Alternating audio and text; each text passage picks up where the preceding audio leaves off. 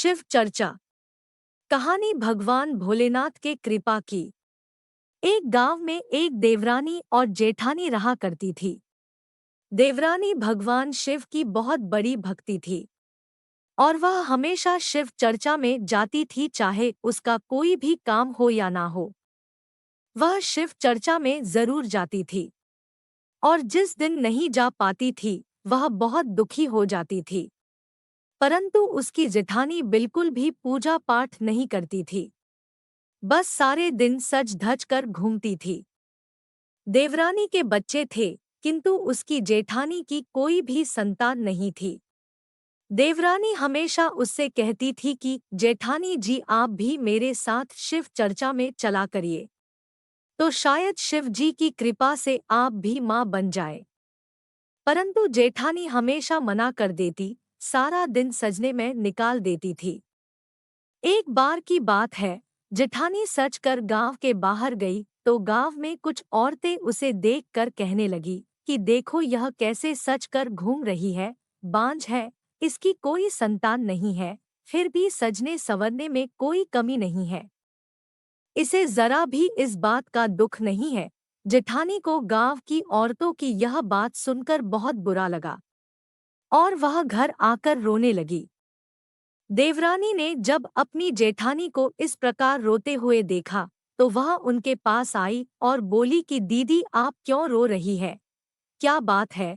तब जेठानी ने सारी बातें अपने देवरानी को बताई। इस पर देवरानी कहती है कि दीदी, कल से आप भी मेरे साथ शिव मंदिर में शिव चर्चा में चले, क्या पता शिव जी की आप पर कृपा हो जाए और आप भी मां बन जाओ। जेठानी यह बात मान जाती है और अगले दिन देवरानी के साथ शिव चर्चा में जाने लगती है। वहां पर शिव जी से प्रार्थना करती है कि हे भगवान, मुझे एक संतान दे दो।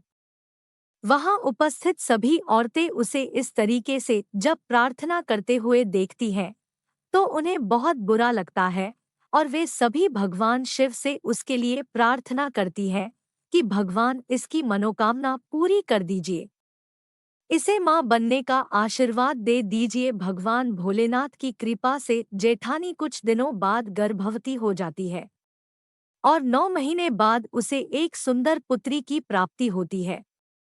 घर में सभी लोग बहुत प्रसन्न होते हैं। जेठानी ने मन्नत मांगी थी कि वह जब मां बन जाएगी तो वह अपने घर में शिव चर्चा कराएगी और बच्चे का मुंडन कराएगी। पुत्री होने के पश्चात धीरे धीरे जेठानी की भगवान शिव में और भी श्रद्धा बढ़ जाती है। वह रोज शिव चर्चा में जाने लगती है।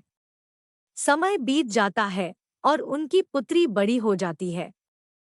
तब जेठानी अपने पति से शिव चर्चा और अपने पुत्री के मुंडन की बात कहती है।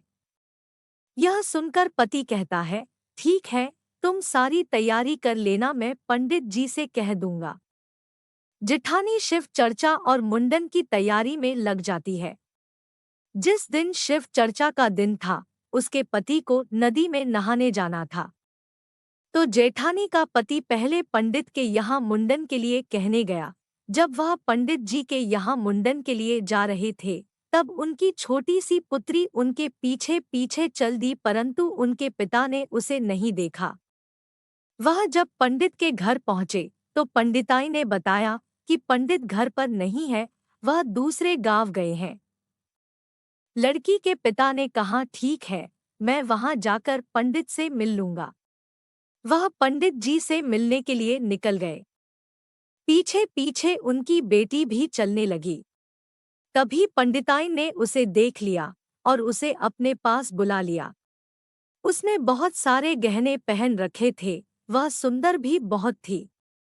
पंडिताई ने उसे देखा कि उसने बहुत से गहने पहने हैं तो उसके मन में लालच आ गया। उसने उस बच्ची के सारे गहने उतार लिए और उस बच्ची को मार डाला और मारकर उसे एक बोरे में डाल दिया। थोड़े समय पश्चात पंडित जी घर आए तो पंडिताई ने पूछा कि एक आदमी मुंडन की बात लेकर घर आया था, क्या वह तुम्हें मिला? पंडित जी ने कहा, हाँ, वह मुझे मिला था। फिर पंडित की नज़र वहां पर रखी बोरी पर गई तो उन्होंने अपने पत्नी से पूछा, इस बोरी में क्या है? तब पंडिताइन ने सारी बातें पंडित जी को बता दी। तब पंडित जी ने कहा कि तुमने यह क्या कर डाला, अपने लालच से एक छोटी सी बच्ची को मार डाला। इस पर पंडिताइन रोने लगी और माफी मांगने लगी। पंडित जी बोरी लेकर निकल गए और उसे ले जाकर नदी में फेंक दिया। संयोगवश उसी नदी में लड़की का पिता स्नान कर रहा था।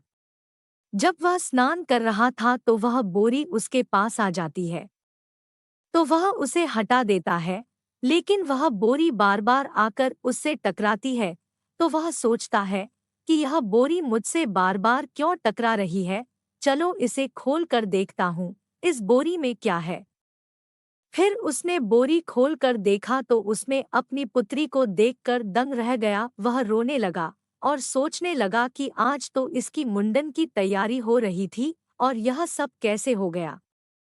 फिर उसने सोचा कि अगर वह इसकी माँ को बताएगा कि उसकी बेटी नहीं रही तो वह तो जीते जी मर जाएगी, फिर शिव चर्चा भी अधूरी रह जाएगी। फिर उसने अपनी मरी हुई बेटी को उठाया और घर पहुंचा। वहां शिव चर्चा हो रही थी, इसलिए वह पीछे के रास्ते से अंदर गया और अपनी बेटी को पलंग पर लिटा दिया और उसके पास बैठकर वह रोने लगा। घर में सभी रिश्तेदार आए हुए थे।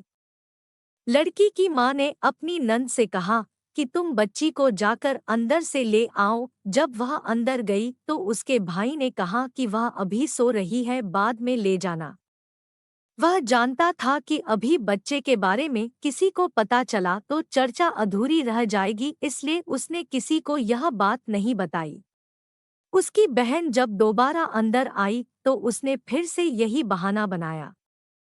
तब उसकी बहन ने पूछा, भाई आखिर क्या बात है, आप क्या छुपा रहे हैं, आप बहुत दुखी लग रहे हैं और रो भी रहे हैं।